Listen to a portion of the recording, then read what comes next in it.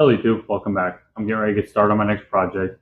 It's going to be a combination of my mausoleum and my cemetery statue build that I previously done. We've all kind of looked up pictures of old cemeteries and graveyards, and you see like those really large structures that sometimes we either have a statue on top of them, sometimes inside of them, or sometimes next to them. So I'm going to be recreating one of the ones where the statue is actually inside the structure itself. So what it is, I went online and kind of looked up some pictures and kind of found one that I kind of like. I like the shape of it.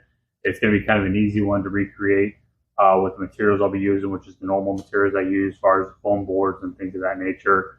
Obviously, I'll be putting my own flair on it. I won't be following the picture down to the T, but it'll be kind of the same principle. We're going to have the large structure. I'm going to be making that, concave, cubby hole that the statue will be placed inside. So I hope you guys enjoy this video, and let's get started. Okay, this is pretty much the materials I'm going to be using. You can see I got my 3/4 wall board, I got my foam blocks here, and I got a doll. Now, I didn't pick this one specifically for any particular reason. It was just super cheap, and by the time I'm done, it's going to be ruined anyways. Between the paint, the concrete, all that kind of stuff that's going to go on there, it's going to be ruined. So I didn't get it for a specific reason. I just got it because it was super cheap, and that's pretty much all there is to that. But my game plan is I got to start with this portion first before I do the other section, because I got to figure out exactly how big everything's got to be. Obviously, a lot's going to be dictated by the overall size of the block, as far as width-wise goes. I mean, I can always feather it out and make the structure look a little bit wider by, doing different details with the actual foam, which I'll come up with that as I go along. The first step is going to be to essentially put them together, put the doll on here, and figure out exactly how much room I need. The other thing I got to keep in mind is the thickness of the doll. So she's going to be like this, and her hands are probably going to be forward, in some manner. So I got to make sure that it looks like it's recessed in a little bit. I don't want it to be practically flush to the outside. I want it to look like it's inside the actual structure. So I'm going to essentially be using the full thickness of these blocks by essentially cutting all the way through them. And then this one right here, after I cut my curve, this one will be cut all the way through until it gets to a certain point, and then I'll have to carve it out to get that nice, curve shape. But I got to make sure I get enough curves where it can still go in and not hit it. And then after I get that portion done, I'll be taking a piece of the 3/4 foam board, making it essentially this size right here, and then gluing these down to it. So this way I have a flat surface in the back. The whole point the flat surface is going to be is when I got this right here, like the cemetery statue, I just had a pipe running up the back because the way the dress and everything was, it all covered that. Well, because of the style dress this is, you can see the feet. So obviously I'm going to have them typed together like this, but I want to make sure that I don't see the pipe in the back. So I might do the pipe in the back, or I might do something where I run some kind of support behind, this whole system, completely behind it, and have it come out to the back side, and maybe do like back here, like maybe like a plate where I can actually like anchor to it with maybe some zip ties or something, and then to put the dress back over it so you don't see it. I'll have to figure that out as I move along, but first thing's going to be is to carve it, and go from there. So let's go and get started.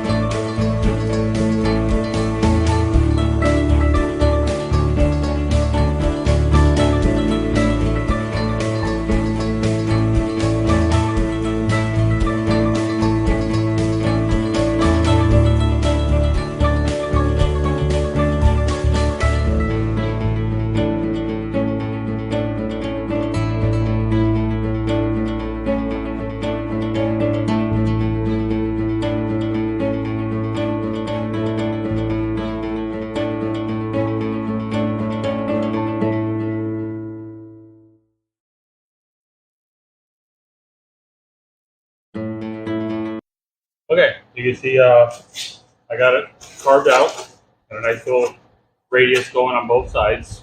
Now the next thing I'm going to do is I'm going to take some sandpaper and just kind of see if I can refine it just a little bit, kind of get rid of some of the areas where the blade might have caught a little bit too much, kind of float it out a little bit more.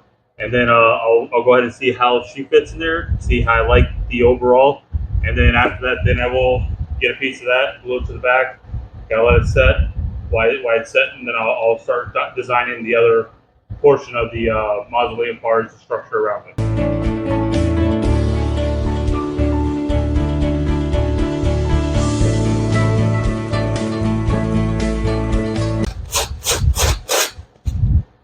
I think I'm going to do this outside.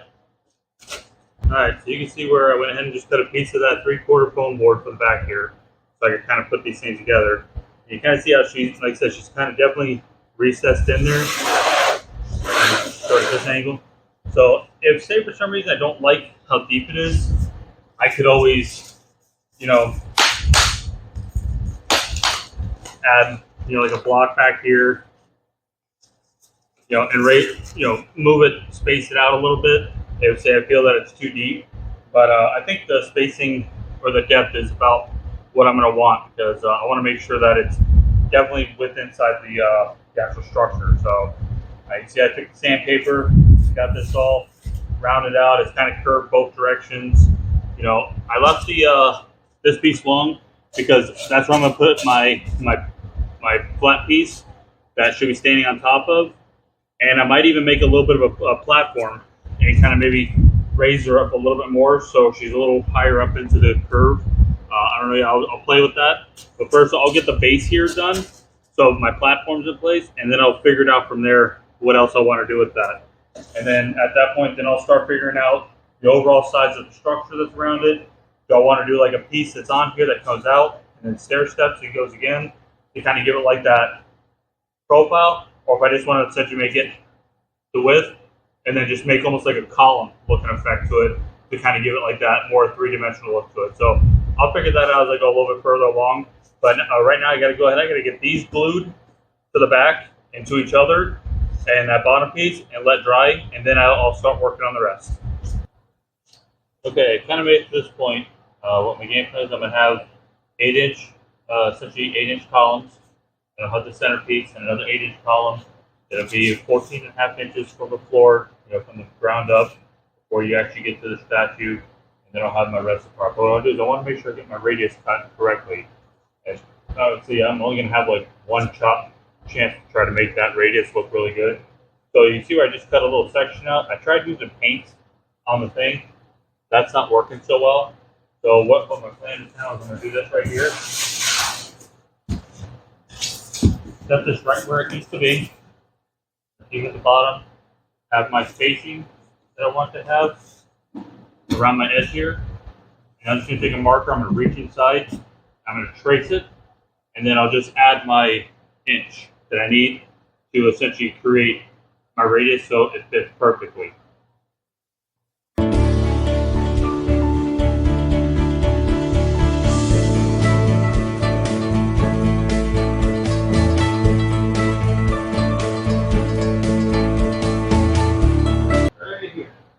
Like I said, I'll just add an inch to it that I'm doing for the rest of it, or an 1.25 actually. And once I cut it, I should have a perfect fit. Okay, the size I end up going with is when I look at the picture, I kind of reference essentially where the roof, after the roof comes down, like the straight across portion, how much room was between there and there versus the bottom. And in the picture, it kind of looked like this area right here was about half the height of the bottom. So my bottom is 14.5. So I went with I think 8 inches here. I went just a little bit more than a half, and then I went to about 20, I think 22 inches total from here to here. Yes, I went 22. So what that did is that gave me a total structure. Once I get my roof pieces on, the total height structure of 6 foot, almost 6'4" tall, from the very bottom to the very top after everything's said and done. Which is a nice, good sized prop. I mean, think about if I have the little kids that are going to be walking through this thing, they're 3.5 to maybe 4 feet tall. A 6 foot structure is going to look pretty big for them. So I think 6 foot 4 inches is going to be about perfect, especially for the width. You know, that's going to be kind of a narrow looking one because of the way everything fell, based on the picture, my references. So, but it also gave me that nice scrap piece right there that I can use for my column. So I'm actually going to be able to do more with wasting less material this way. So, but I like the roof. I like the pitch. I'm going to go ahead and get it cut out. I'm going to glue the back to this, so this way it's already anchored. And then I'll get ready to do stuff like glue my pieces of wood on the back, like I did on the previous videos. Then I'll start building the columns out. I'll start doing the roof, and then hopefully we'll start seeing this thing come to life.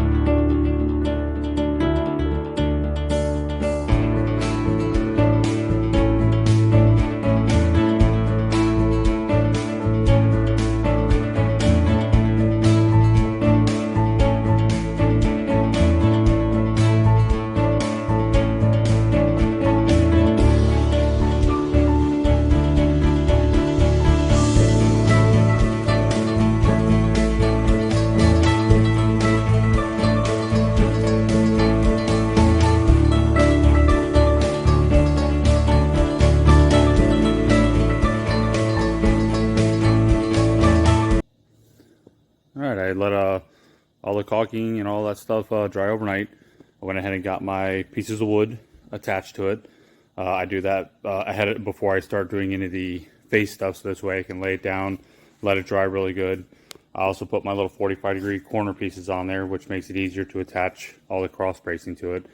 And one thing I generally always do when I cut those back pieces, I trace that piece onto the next pieces for the back. So this way they're all the exact same size. So this way, hopefully the structure is pretty square when it's all put together. So I'm going to go ahead and start anchoring all the wood together, getting the structure to stand up on its own. And then I'll start looking into the depth of where the doll is going to sit, start figuring out my support system for that. And then I'll start working on the exterior details as far as like the column look, the roof area, and all, and then we'll be getting down to paint. All right, we made it to this point where we're getting ready to start making our overall structure. This is where you got to determine exactly what you want your structure to look like. As far as, do you want to actually use that foam board, cover the entire thing, make it look like all brick or this or that, or if you want to go other avenues, other routes, that kind of stuff.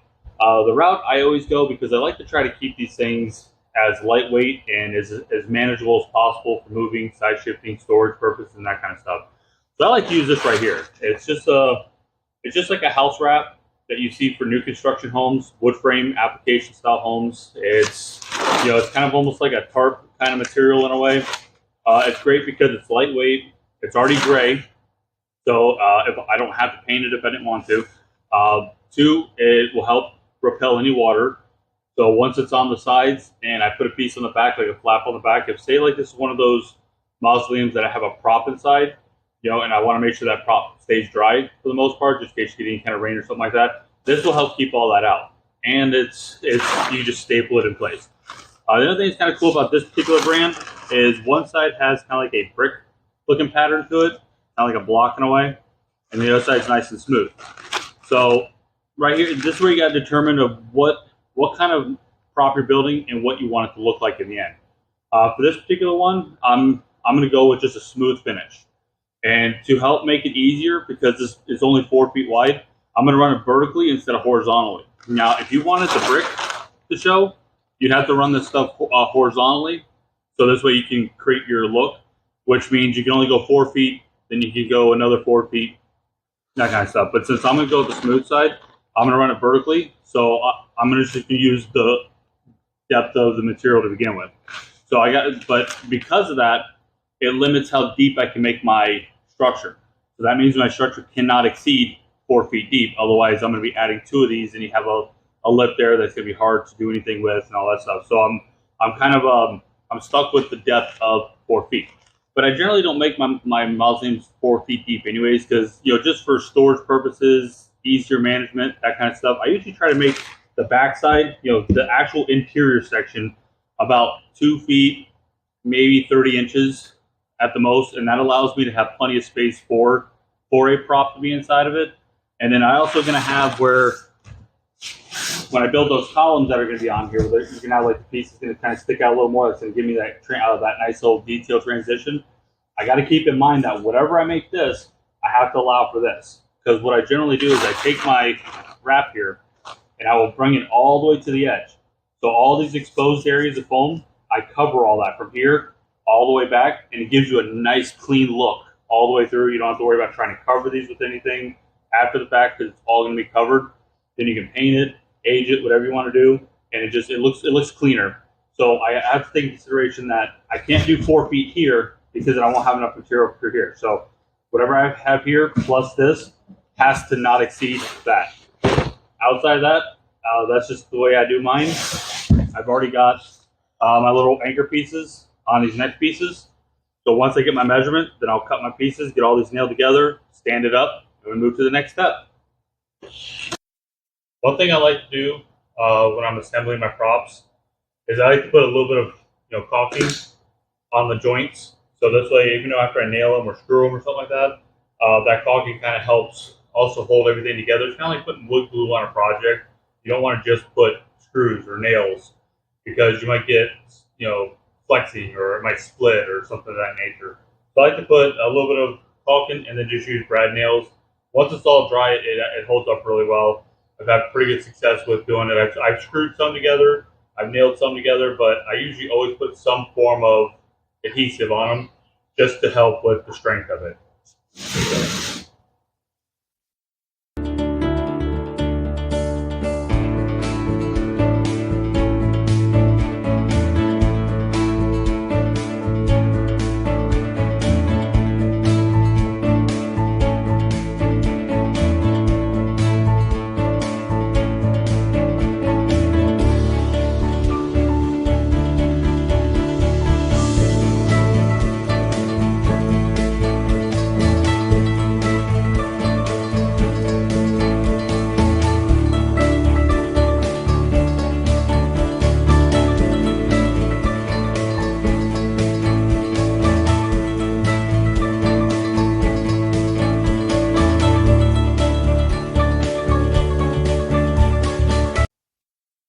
Yeah, the main structure is put together. See, I got all my corners reinforced with 2x4s cut into little wedges. I got my little pieces of plywood on the back, right in these areas right here, just to make sure that those don't come apart, because it's really hard to kind of really nail those together. I may have the nails running, sideways into it, but having a little extra reinforcement on the corner really ties those together. And then what I do on the top is, you see where this board right here is down further than, say, like this one right here was. What that does, that allows me to attach them together this way, which makes it to where I'm able to nail this board to that board, through the thinner portion of it, and then still reinforce it in the corners. And what that does, that allows me to really make the top and make it to where when I go to do my foam board on top, it gives me something to rest the foam board up against on this end. And then once I get to this side, then come down this side. And then obviously the rest of it's going to be that house wrap up the sides here. All right, I'm going to go ahead and put this in this video just to kind of show that not everything goes according to plan. See, normally when I build a lot of my mausoleums and my props and stuff like that, I'm pretty sure people have seen in my previous videos, I make a drawing first. And that drawing is kind of like my blueprint. That blueprint kind of shows me how wide I want to make it, how tall I want to make it, how deep I want to make it.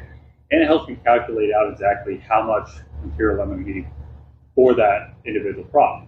Because obviously, you want to maximize out your material. So this way, one, it helps save costs. Two, whatever material is left over, you're able to use for your next project. And on this particular case, I didn't do any kind of pre-drawing, pre-figuring, or anything like that. I just saw a picture, said that looks really cool, I want to make that. and I tried using the picture to kind of get myself my scale of how wide it is here to how big it can go up there. And what ended up happening is now I have exceeded that 48-inch measurement that I generally try to stick close to. And the reason I try to stick close to that 48-inch measurement is because on my secondary sheet, I like to rip my stuff this way. So this way I'm slowly eating at the sheet, as I go along. So this way I still leave a big chunk, a big section that can be used for any kind of future project. And obviously the more I have there, the more I can use on a future project. Well, in the case of this, since I wasn't really paying attention, I am 58 inches, so now I'm 10 inches too big to do what I want to do. So now that means I had to cut it in this way, and with a drop, now it's going to be awkward. Might not be able to use it. It might be just a fraction too small for the next project, so I don't want to do that. But I do have a lot of miscellaneous drops sitting around, from like this big section I cut out of here, the extra piece that was for the roof here, and stuff like that. So what I'm going to do to try to put myself back in those parameters by really looking at it is I went ahead and cut some pieces real fast. And what I'm going to do to help put myself back on track here is I'm going to be essentially building myself a 10 by 8 box here. And essentially what that box is going to do is that box is essentially going to allow me to stay within my 48-inch measurement here. And it's going to be no different than my original plan. My original plan was essentially make a column and then put a detail around it at the bottom to kind of build out the bottom and give it like a nice little decorative look anyways. So instead of wasting the material here, I'm going to utilize a lot of my drops to essentially make an additional box. Yeah, it's a little extra work to build an extra little piece here, but it'll keep me within my parameters. It'll help make me save a lot more material in the end. So I just wanted to put this little portion of the video in there just to kind of show that without doing any kind of like real careful planning or kind of really laying stuff out, all that kind of stuff, you could easily, burn up a lot of material on a project and not even realize it. Now all of a sudden you're buying more material. Now the project has gotten much more expensive than what you originally wanted it to be. So I just want to show that, if you feel like you're getting off track, just take a couple seconds, regroup, do some measurements, see what you need to do, see how you can refigure it, see how you can utilize drop pieces to essentially make things work for what you want. So let's continue working on this.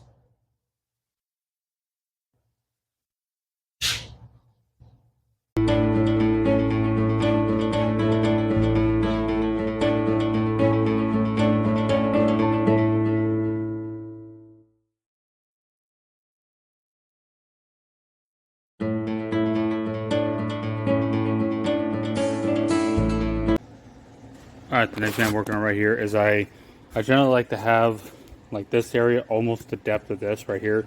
So I just make some spacers. And I cut another piece fit in there. That'll go right on top here. But you see I got a little gap there. But then once I do my roof, the roof will go right over top of both those. And that would kind of give me that little detail that I usually put into them.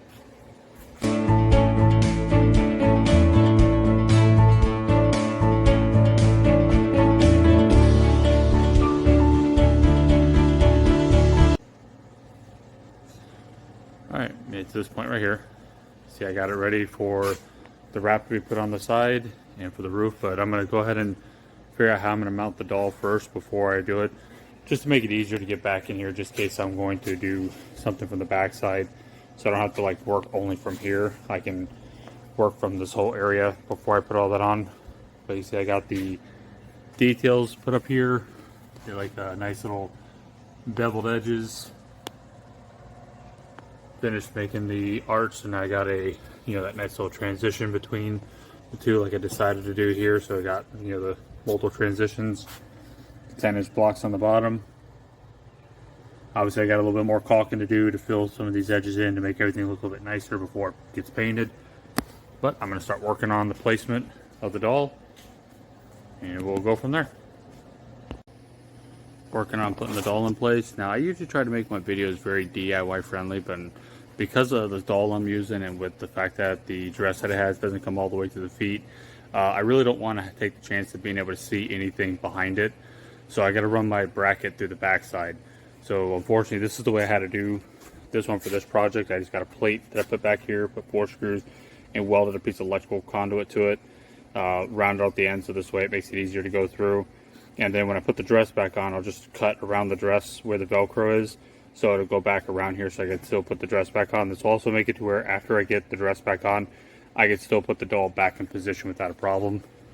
Then you see what I did over here is I made the corresponding, hole in the back of where it's going to be. I built a little platform for it to sit on, so it kind of makes it look a little bit, I guess, fancy. And then on the back side, I took a 2x4. You see where I ran the hole all the way through there, caulked it, put it on here, smeared it back and forth, make sure I got plenty of coverage with caulking. What this is going to be is that's just going to make it to where by that pipe going through here plus the foam, that's what's going to help keep it from wanting to do this. Essentially, it's going to keep it nice and straight and rigid. That's essentially all that's for. Plus, it gives it something to have a little more material to hold on to. Then the screws that are on this side, I'll end up covering those with, some caulking so you don't see them. And then what I'm going to do is before I actually put the doll in place, I'm going to put the sides on, put the roof on, get all that stuff done and ready. And the doll will be the last thing to go in, anchored in place. And at that point, then I can start painting everything. Okay, so the structure is pretty much done. I got everything on. I got the roof on. I got the sides on. They're all stapled into place. And you see how, like what I was talking about with, you can run it down the side. So I did is I glue it down. So you see like the entire side where you saw any of the edge of the foam board is completely covered. So it gives it a nice clean finish. I got the roof panels on. What I ended up deciding to do is, since I already did welding anyways, I welded a piece of bolt to this and made like a spacer, for the doll, and then put an extra washer back there. So what that'll do is as I tighten it, it'll kind of compress between the 2x and that to help with a little less potential wiggling and all that kind of stuff, especially if I'm moving it around and that kind of stuff. So I'm going to give this a little bit of time to dry. Then I'm going to go ahead and put the doll in place, and then we will start the painting. Also, I also want to add, if you don't have a welder and all that stuff and you can't do it this route, you could also just, like on the back side of here where the doll meets up, put a little spacer back there, kind of like I was showing earlier in the video where you put a little spacer to hold a little bit away, and then just get yourself some nice long screws. I would put something on here, either like a thin piece of wood or something like that, that's not super thick, but something that can catch plenty of this material right here so you don't pull straight through it. And you go just run a screw straight through here right into the back of the doll to anchor the doll that way, if you don't have like the means of kind of going this route. So I mean, that is a secondary way you can do it to still hold it in place. Alright, what I was kind of referring to, I figured if I drew it out, maybe it might be a little bit easier to kind of show what I was meaning by doing a spacer and some screws. Is let's just consider this to be the doll. Now, not every doll is going to have that much of an arch on the back, but figure out exactly how far from that foam board that you want the doll to sit off of it. Take a piece of cardboard, cut it to match the shape of the back, trace it onto a piece of 2x4, cut it out, screw the 2x4 to the back of the doll first. So this way it's anchored to there, and then once you back it up to the foam board in the back, put some kind of a large washer or something like that, something to catch a good amount of material of that foam, so this way it doesn't just push right through, and then just screw that right into that 2x, and that'll be another way of anchoring that prop into place and ensure that it's not going to move or wiggle or anything like that. So I just wanted to kind of show that real fast, just to kind of show another way of anchoring it without having to do any kind of welding or get fancy with piping or bracketry or anything like that. Just kind of something that's real simple and basic and easy to do.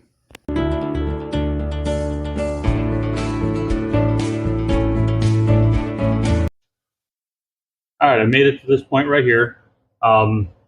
The dress that was originally with it, I just didn't like. It didn't come all the way down to the feet.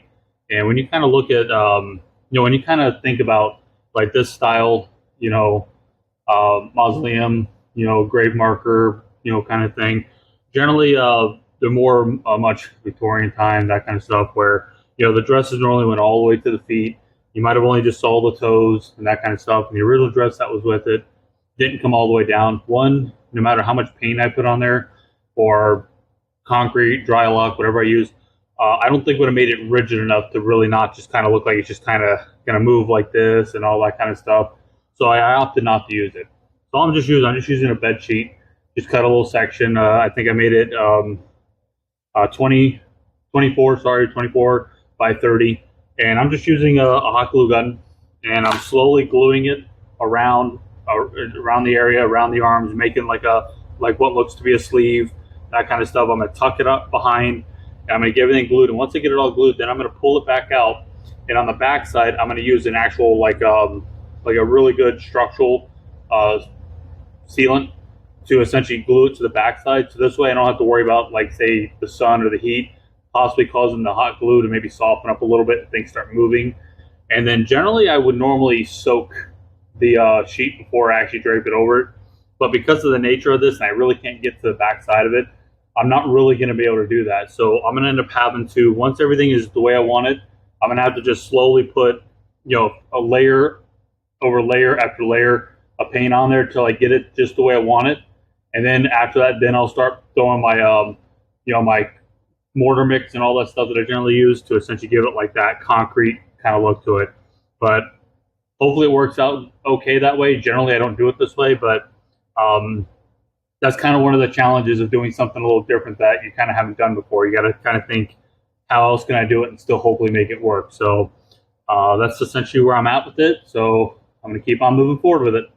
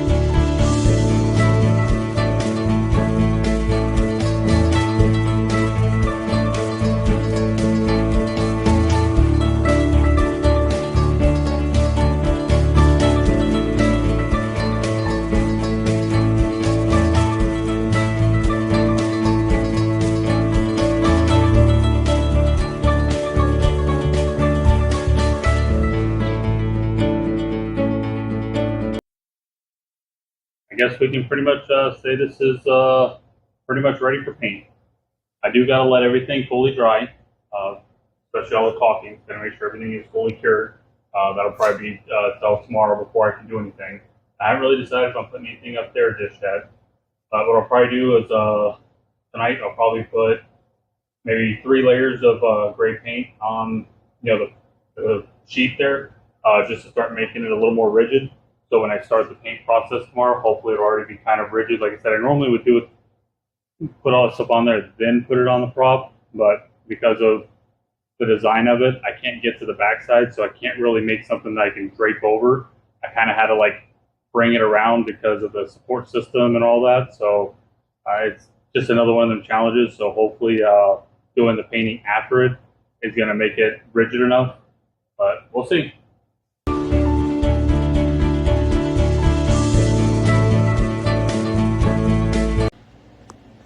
Okay, I put one layer on here already. I put it on super thick and heavy because I want to make sure that it really gets into the fabric.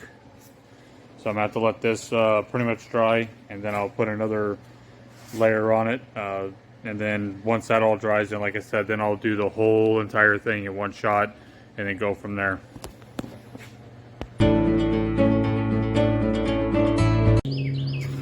I got the prop out here in the sun. I like to paint them out here in the sun because it helps dry that latex paint faster than like if I paint it like in the garage. This way it reduces the dry time between each coat.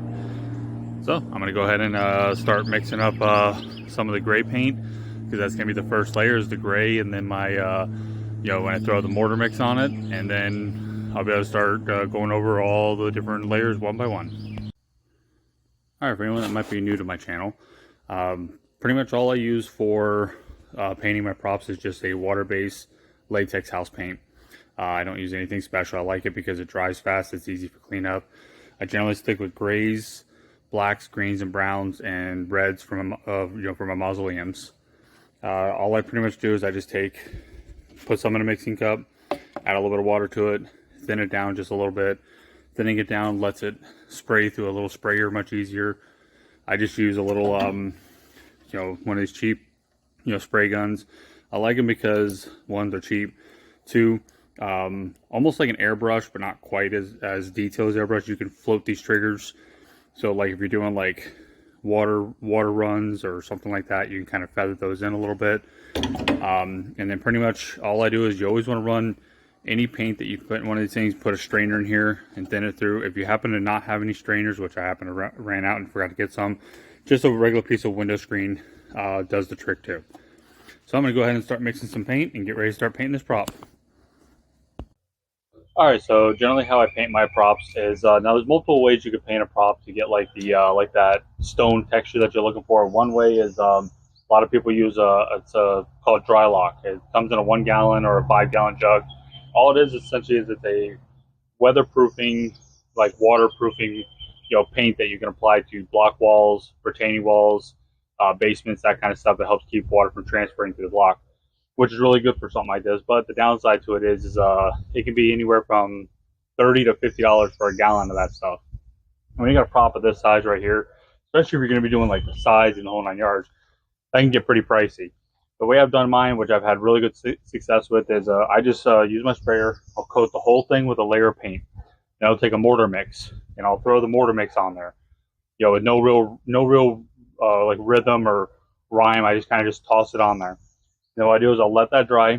I'll use my leaf blower, blow off any excess, so I don't have any excess laying on there. And I'll put a second coat of gray paint over top of that to seal it. After that's all dry, then I start with my greens, my blacks, my browns, all this stuff, and start the aging process from there. So go ahead and start getting some paint on this.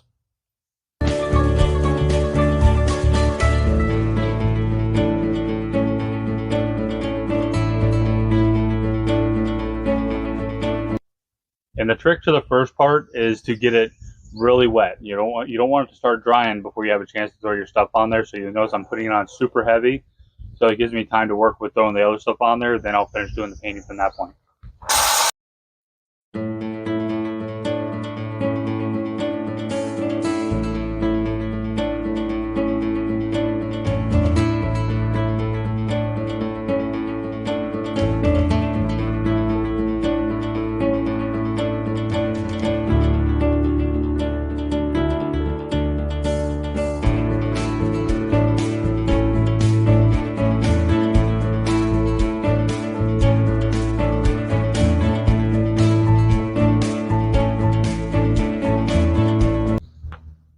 All right, I'm getting ready to spray the black.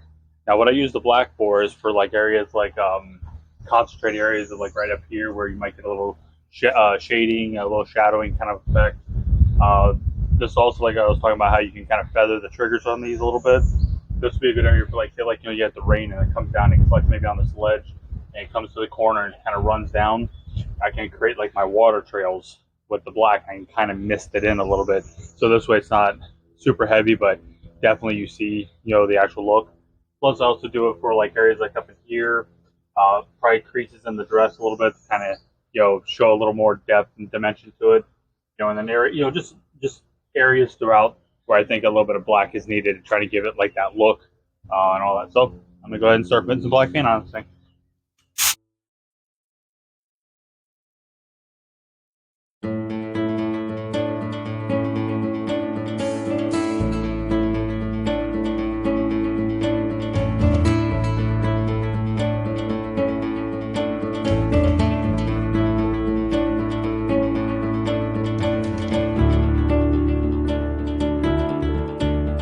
All right, now for the green paint. This is essentially the part where your prop is going to start taking on its own, I guess you'd say, personality. And also, this is the area you got to be a little careful because you can get too much on there. If you do get too much on there, there's ways to correct it. One, you can just go back over, mix a little gray, and just kind of go back over areas you feel too heavy. and then start over, or you can put some gray in here and stand back from a distance and mist it on there and slowly feather the green back out. Or if you think it's okay, you're just going to leave it alone. But this thing sitting out in your front yard in the direct sunlight for any really time, it's going to fade a little bit anyway. So, but this is where it's going to start taking on its own personality. And what I usually use the green for is kind of the same thing with the black. I try to put it in areas where water is going to collect, where you're going to end up with, those kind of like, characteristics. Best thing to do is go online and search like, pictures of like cemetery statues, things of that nature, something, and kind of study how the water, where the greens and browns and all that stuff collect, and that kind of help you with your painting.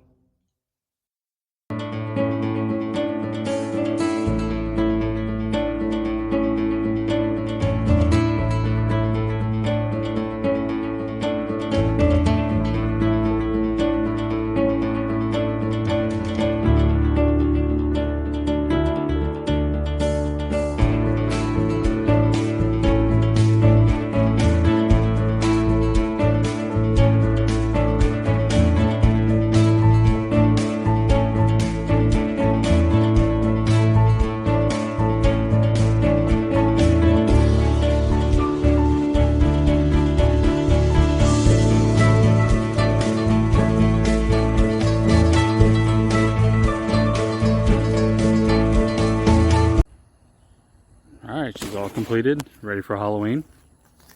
The last couple things I did, one of them was I added some browns into areas where, say like you had a nice windy day and you had a bunch of dirt flying through the air where dirt would have collected, and then once it rains, the rain washes the dirt off, so you get like the areas where you get like excess dirt or darkness.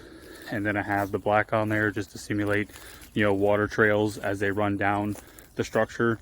I got the green on there to kind of give it the look of how they kind of tend to age, how they kind of get like a greenish kind of color to them, especially if they're like, say, in a shaded, kind of area.